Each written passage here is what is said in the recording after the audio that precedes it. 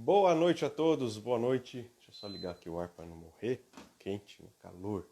Sejam todos bem-vindos à nossa live. Torcer para que a live consiga se manter, né? Nós estamos aqui com milhares de lives ao mesmo tempo. Então, espero que a gente consiga manter aí. Meu mestre, Gian, espero que seja tudo bem com você, com as princesinhas aí, com a família. Seja bem-vindo. Professor Adoni, que honra poder tê-lo aqui, referência também na minha carreira acadêmica. Obrigado pela presença. Jussara Camargo. Quem mais? Gabriel. Ô, irmãozão, quanto tempo? Um abraço para você. Estou te devendo um grande abraço, aliás. E a estrela da noite, Marcos Oliveira. Boa noite, professor. O nosso convidado de hoje. Eu vou colocar o nosso convidado na live e aí poder explicar, fazer aquela introdução, falar um pouquinho do projeto. Vamos já aproveitar a presença dessa ilustre, né, desse ilustre convidado. Deixa eu ver. Cadê Marcos Oliveira? E aí, meu Direto de amigo? Itacareli.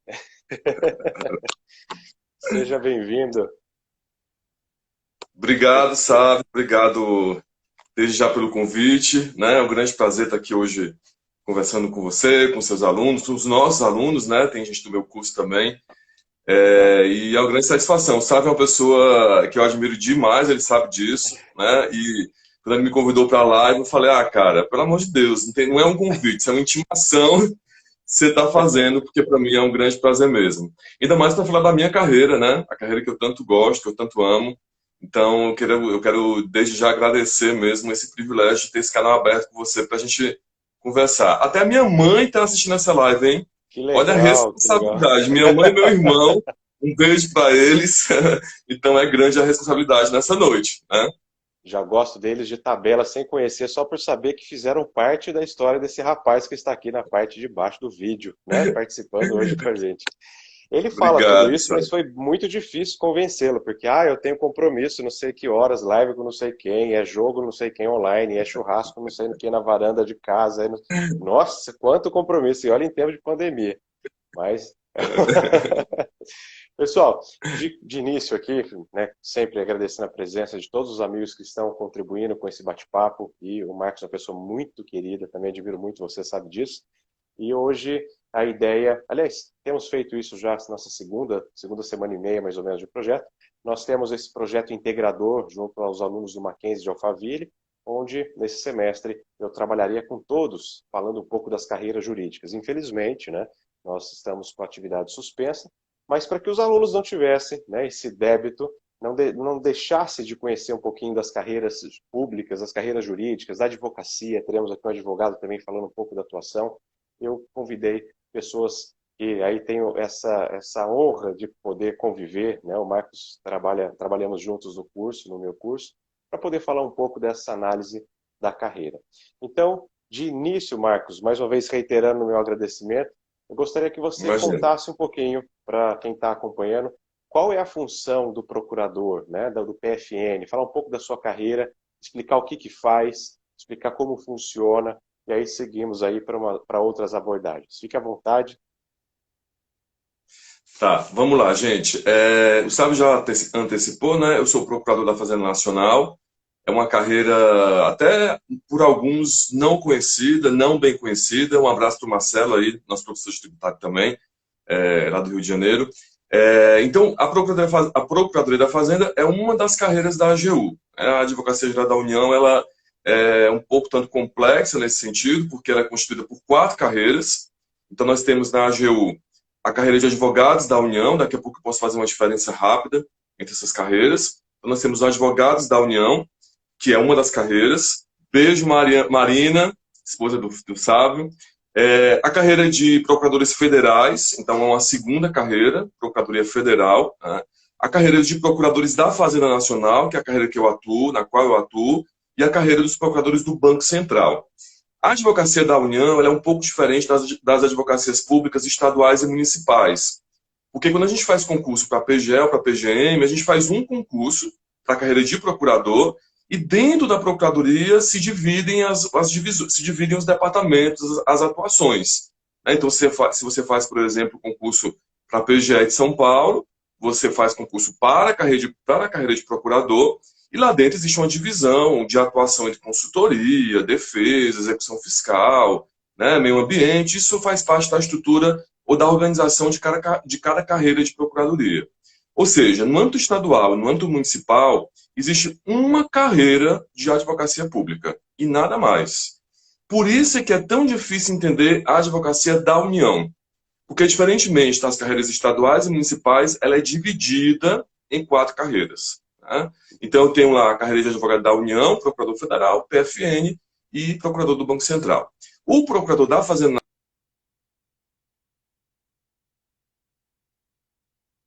até atua na cobrança. Tá escutando, sabe? Voltou. Deu uma congelada, mas voltou. Tá, acho que é o sinal daqui que não está muito bom. Então, a carreira de procurador da Fazenda Nacional, ela atua basicamente, ou de forma resumida, com a cobrança da dívida ativa federal, da dívida ativa da União. Não só a cobrança, mas também a defesa. Né? Então, isso envolve o ajuizamento de ações de execução fiscal em face dos contribuintes, a defesa nas ações que os contribuintes, porventura, protocolem perante a União. Então, por exemplo, uma ação de repetição de débito, uma ação anulatória de débito fiscal. Então, a defesa também faz parte dos procuradores da Fazenda, né? E a parte de consulta, a parte consultiva relativa às licitações, que é uma parte bem pequena. Né? Na verdade, o que predomina mais, tipo 90% da atuação do PFN é a cobrança do crédito tributário federal e a defesa, né, quando o contribuinte se insurge contra essa cobrança. Claro que isso a gente está falando do contencioso. Quando a gente fala de execução fiscal, de ações judiciais, a gente está falando do contencioso. Existe ainda a divisão de dívida ativa, a dívida ativa da União, que é onde especificamente eu atuo, que trabalha com a parte do processo administrativo tributário. Então, a minha atuação, agora detalhando um pouco mais em que setor eu atuo basicamente no controle do processo administrativo, deferindo parcelamentos tributários, expedindo certidões de regularidade fiscal. Né? Então, quando a empresa, por exemplo, tem uma liminar, uma tutela de urgência, e aquele crédito está com a sua exigibilidade suspensa, a gente tem que anotar isso na inscrição, ver os efeitos da decisão, a amplitude dessa decisão, e anotar isso num sistema que a gente chama de SIDA, para espelhar uma certidão para o contribuinte, ou, às vezes, se espelha certidão por um outro motivo. Né? Então, deferimento de parcelamentos, expedição de certidões, cumprimento de decisões judiciais que reflitam na dívida. Então, por exemplo, uma decisão judicial que, por exemplo, determine que o contribuinte seja incluído no parcelamento por decisão judicial. A anotação, a retirada do contribuinte, do nome do contribuinte nos cadastros restritivos, que basicamente, antigamente a gente só tinha o CADIM, mas hoje a gente tem a possibilidade de anotar também no Serasa. Então, a minha atuação ela é apenas uma pequena parcela da atuação dos procuradores da Fazenda. Ou seja, Marcos, não atuo hoje no contencioso. Já atuei durante um tempo, logo que eu tomei posse, em 2008, então eu trabalhava com execução fiscal, né, ajuizando as ações de execução fiscal e movimentando essa ação, e também nas defesas, né, em ações que o contribuinte propunha. Mas hoje não, hoje eu atuo na dívida ativa, e é uma atividade bem legal, porque é uma atividade extremamente criativa. Muita gente, quando pensa na carreira de procurador, pensa logo na atuação contenciosa. Tá? Então, recorrendo, interpondo agravo de instrumento, enfim, a atuação judicial mesmo. Muita gente pensa na atuação judicial do procurador, mas a atuação administrativa ou no processo administrativo é uma atuação extremamente interessante. Por quê? E aí vem uma questão bem peculiar e bem prática. As leis são produzidas, as leis de parcelamento, as leis de anistia fiscal, enfim, e isso precisa ser refletido do ponto de vista prático. Né? E muitas vezes, e aí eu estou falando algo bem peculiar mesmo, muitas vezes a gente não consegue acompanhar o ritmo na produção dessas leis. Em que sentido? No sentido dos sistemas. Então, nem sempre a Procuradoria consegue acompanhar essa velocidade de parcelamentos que são concedidos com regras muito específicas, e aí entra a figura do procurador, que tem que criar soluções práticas, né, para uma situação que muitas vezes não encontra uma ferramenta tecnológica para aquilo. O próprio E software, isso é um diz assim. desafio. Não entendi, desculpa. O próprio software, ele não vai se atualizar na velocidade suficiente necessária, né, para conseguir Exatamente. inserir essas informações todas. Exatamente. E às vezes a legislação e especialmente o disciplinamento infralegal, ele traz algumas vedações, algumas proibições que são impugnadas judicialmente. E aí isso faz com que a gente tenha que cumprir isso e nem sempre a gente tem aquela ferramenta naquele momento, né, da decisão judicial para implementar o que o juiz determinou. Por exemplo, só para você ter uma ideia, no Passo Elementar 1941, existe uma regulamentação infralegal dizendo que os honorários advocatícios de dívidas previdenciárias deveriam ser mantidos no parcelamento, ou seja, não poderiam ser excluídos. Só deveriam ser excluídos os encargos legais. O judiciário não admitiu isso. Ele entendeu que isso era uma vedação, uma restrição ilegal, no nível infralegal e através de portarias, e a gente teve que colocar isso em prática. Só que o sistema nem sempre encontra uma ferramenta para aquilo. Então, é uma atuação, eu digo que é uma atuação extremamente criativa e que todos os dias surgem problemas para resolver novos, né? Eu acho muito legal trabalhar na dívida por isso. E não pretendo, eu acho que às vezes eu acho que eu estou ficando velho, porque eu quero me manter no mesmo local. Mas eu não pretendo sair para o contencioso, porque eu acho que, para mim, é mais interessante trabalhar na dívida, sabe? Eu gosto muito do que eu faço, muito mesmo. Legal. Eu mesmo não tinha essa noção, não, viu? Entender agora você explicando, que nós tivemos aqui a Ana Garcia falando um pouco sobre a Procuradoria do Estado, né? E Eu realmente a vi. atuação consultiva, contenciosa, ela vai ser, ela tudo se resume a uma nomenclatura única, né? Procurador de Estado. Então essa Sim, sim. diferenciação aí é interessante. Ó, ia te fazer essa pergunta, mas veio uma pergunta já aqui da Gabi. Professor, por que escolheu Procuradoria, né? Quando que começou a estudar? Acho que nessa parte, no final, vou deixar só um pouquinho para o final. Eu gostaria que você Tá. explicasse primeiro o que é necessário, né? Como que é o concurso, e aí no final eu gostaria de escutar um pouco sobre a sua trajetória, específico na preparação, como fizemos aqui em outras ocasiões. Então, Gabi, peço licença só para antecipar um pouquinho e deixar a sua pergunta para finalizar. Mas, Marcos, o que é exigido, né? Você tem MP, magistratura tem regras específicas, a MAGES tem regras específicas, mas o que é necessário para ser um PFL?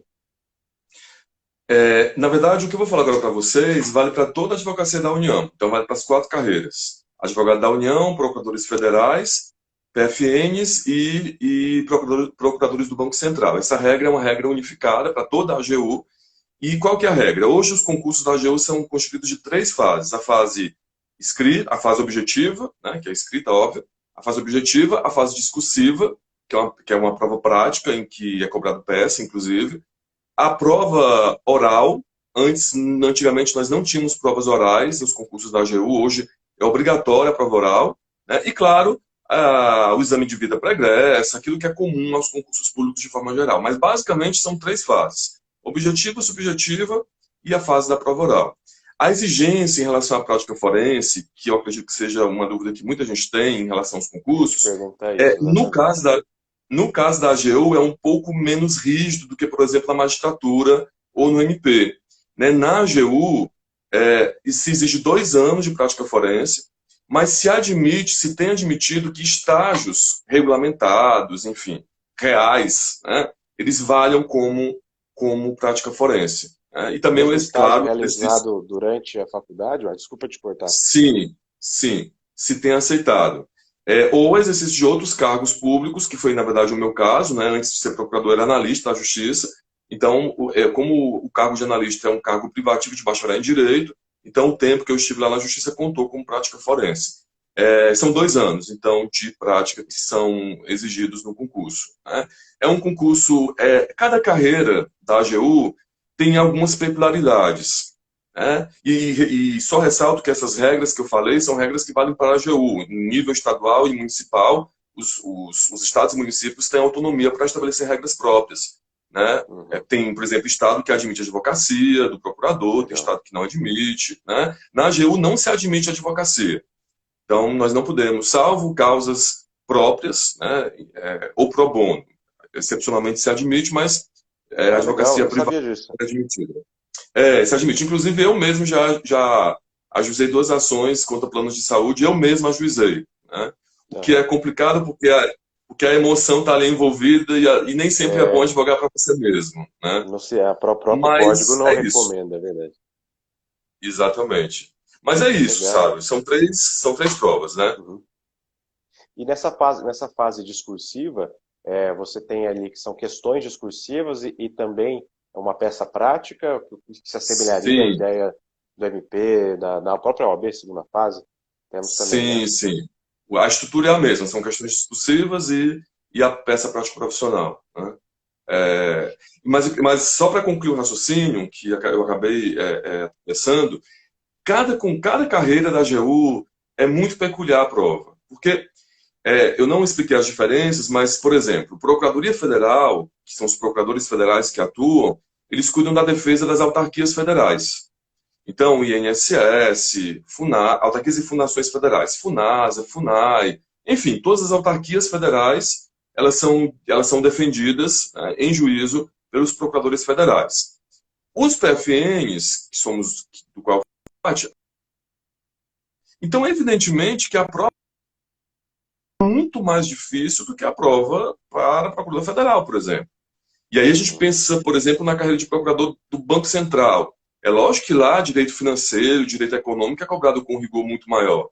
Então, por isso que eu digo, a AGU é um pouco diferente das procuradorias estaduais e municipais, porque cada carreira tem as suas peculiaridades de atuação e isso evidentemente reflete no conteúdo da prova, né, no nível de exigência da prova com relação a algumas disciplinas.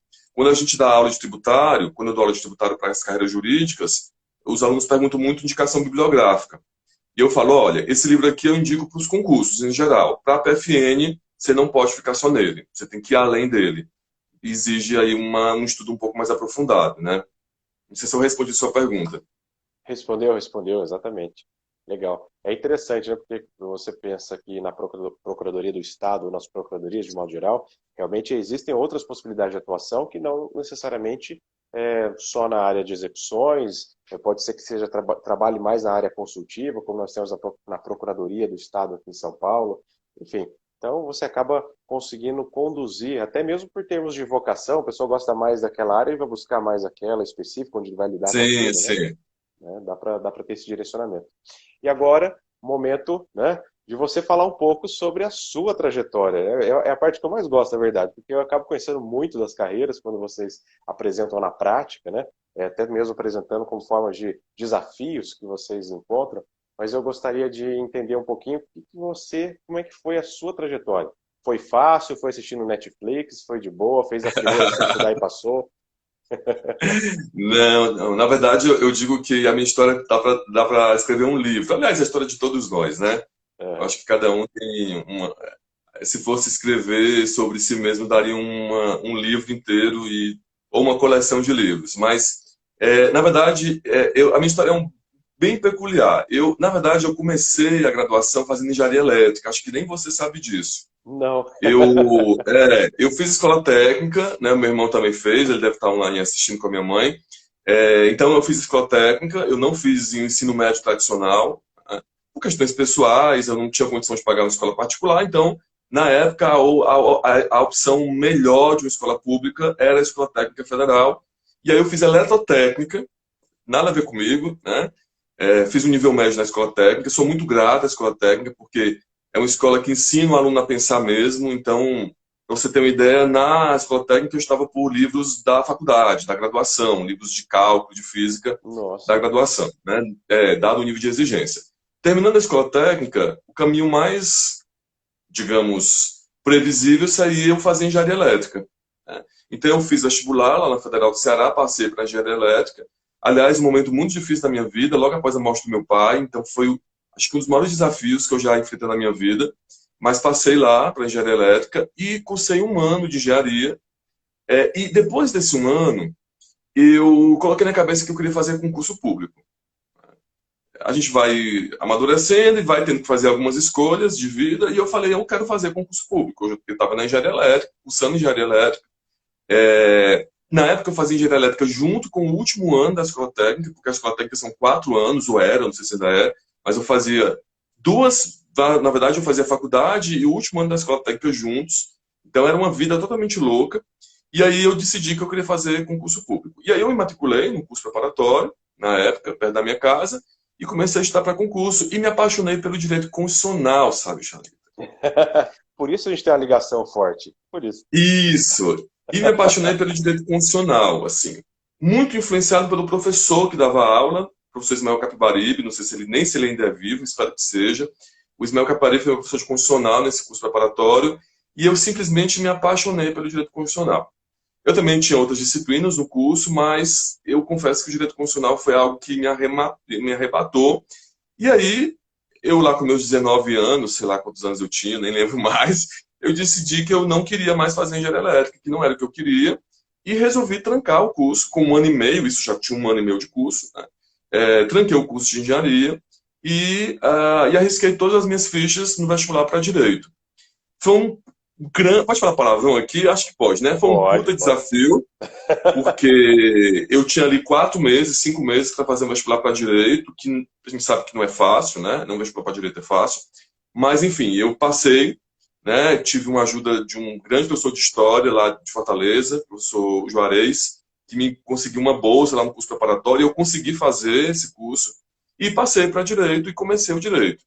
E durante a faculdade, eu estou contando tudo isso porque está tudo uma coisa ligada à outra, né? E Claro, durante claro. a faculdade, eu fiz questão de ter várias experiências diferentes. Então, eu estagiei na Procuradoria-Geral do Estado do Ceará, estagiei no Fórum, né, numa vara de sucessões, estagiei no Ministério Público Federal, então eu trabalhava no gabinete, estagiava no gabinete de um procurador da República, estagiei na Defensoria Pública do Estado do Ceará, ou seja, só não estagiei em escritório. Estagiei em todos os órgãos públicos que eu Legal. podia, né? Estagiei no Banco do Nordeste, então é uma advocacia pública também, né, além da PGE. Ou seja, se existe um cara que viveu a faculdade do ponto de vista acadêmico, fui eu, né? Então eu fiz questão de estagiar em todos os lugares diferentes e a Procuradoria-Geral do Estado do Ceará me conquistou. Eu saí de lá do estágio dizendo eu quero ser procurador. Não sei de onde, não sei o que eu vou procurar, mas eu vou ser procurador. E aí, quando eu terminei a faculdade, eu até fiz concurso da PGM de Recife, passei, mas passei fora das vagas, passei numa vaga não muito boa, e aí surgiu, logo que eu me formei, um concurso para analista judiciário, que é um concurso excelente, né? Um concurso que paga muito bem. Eu tive a sorte de, logo que entrei, ser chamado pelo juiz para ser assessor dele. Então foi uma experiência incrível, né? Eu fui durante um tempo assessor de um juiz federal, minutava para ele as sentenças de tributário e administrativo. Coincidência ou não, são as duas áreas que eu dou aula hoje, né? Então lá no gabinete era dividido em matérias, e aí eu minutava as sentenças de tributário e administrativo. Sempre adorei essas duas disciplinas e passei um tempo. Confesso que no começo me acomodei um pouco, porque recebia muito bem como analista, e tinha uma função de confiança e trabalhava minutando sentença, mas sabia que não era aquilo que eu queria.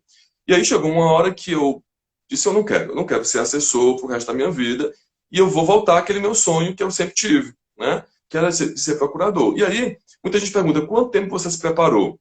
Tem duas formas de responder essa pergunta. Tem uma forma bonita e tem uma forma real. A forma bonita me preparei 2 anos. Porque, de fato, depois que eu coloquei mesmo, que eu sentei a bunda na cadeira e comecei a estudar, até a posse foram 2 anos, envolvendo aí todas as etapas do concurso.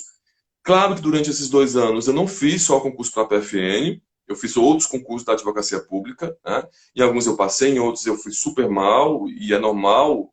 Eu sempre digo para meus alunos, o fato de não passar no concurso não quer dizer que você não vai passar no seguinte, né? Por exemplo, eu Uhum. não passei para procurador federal por um ponto, mas logo em seguida passei na PFN, né? Então, 2 anos foram os anos, a minha preparação, digamos assim, respondendo a pergunta de forma bonita.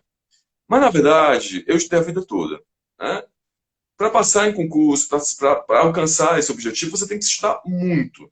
Então, eu fiz uma faculdade bem feita, eu me preparei durante a faculdade, e quando eu terminei, eu coloquei a mão na massa mesmo. Ah, professor, então eu fiz uma faculdade mal feita, eu sou um péssimo aluno, eu não vou passar em nenhum concurso. Não, não estou dizendo isso, né? Uhum. O que eu estou dizendo para você que está na graduação ainda, e essa live também é para o pessoal do Mackenzie, né? É que aproveite a faculdade para criar as bases sólidas, né, do conhecimento. Porque depois que a gente termina a faculdade, a gente sabe que as coisas são um pouco mais difíceis, né?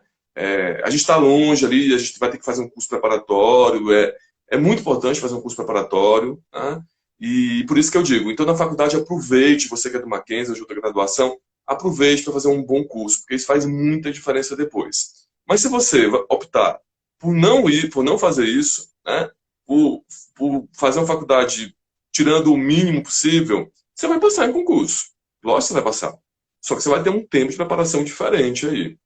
Uhum. E isso, às vezes, é só uma previsão. Pode ser que você também demore ali 6 meses, já passe no concurso, porque depende muito do jeito que você estuda.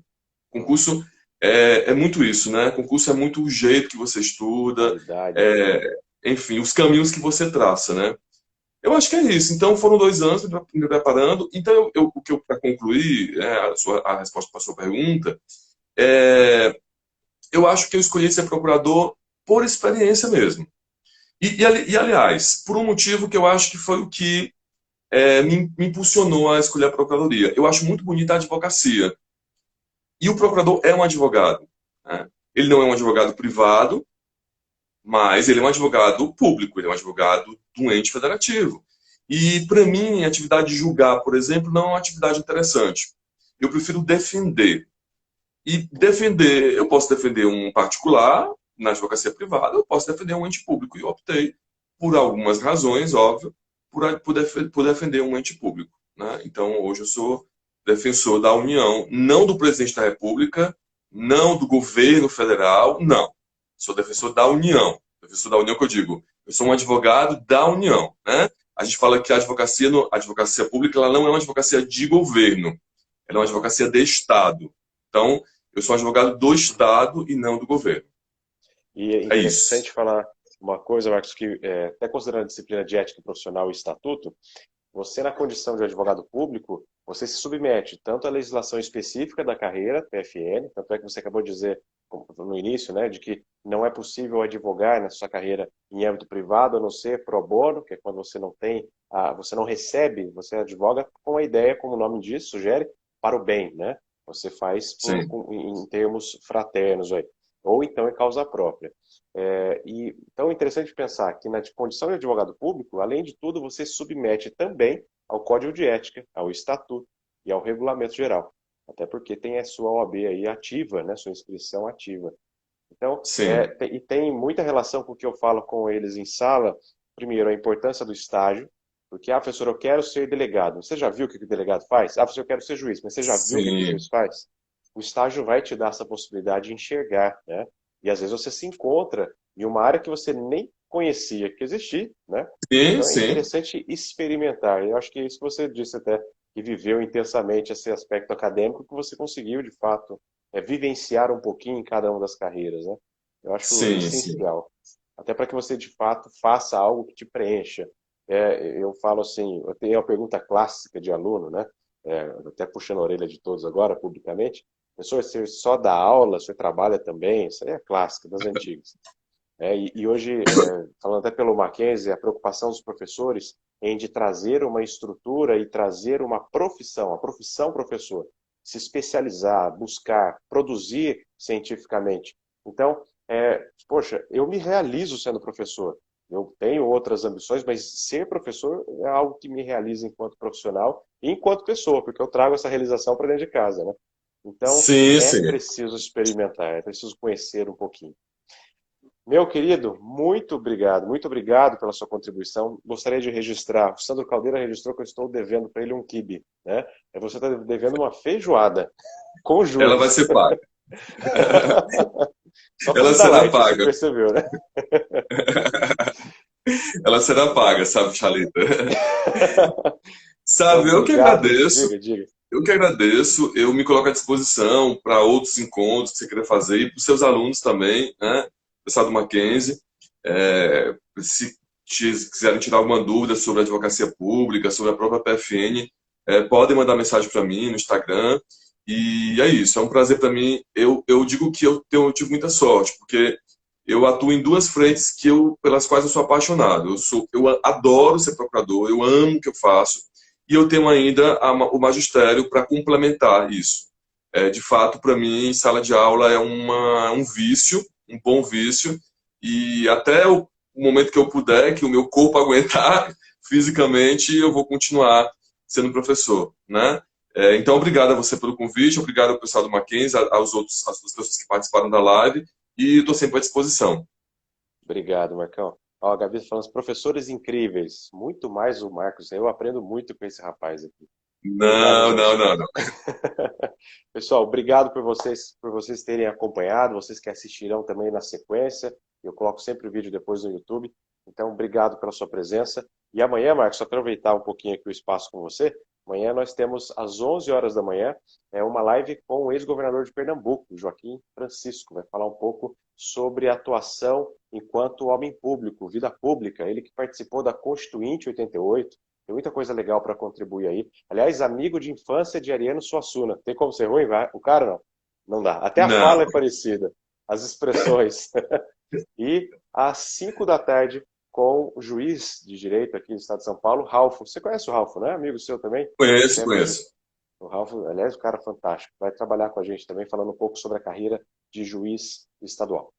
Marcão, muito obrigado mais uma vez. Um beijo para você, para a família. Falar para sua mãe que ela, olha, caprichou. Joia lapidada esse nosso Marcos. Um Imagina, um beijo, abração. obrigado. Até mais. Tchau, Fiquem com tchau. Deus. Tchau, tchau.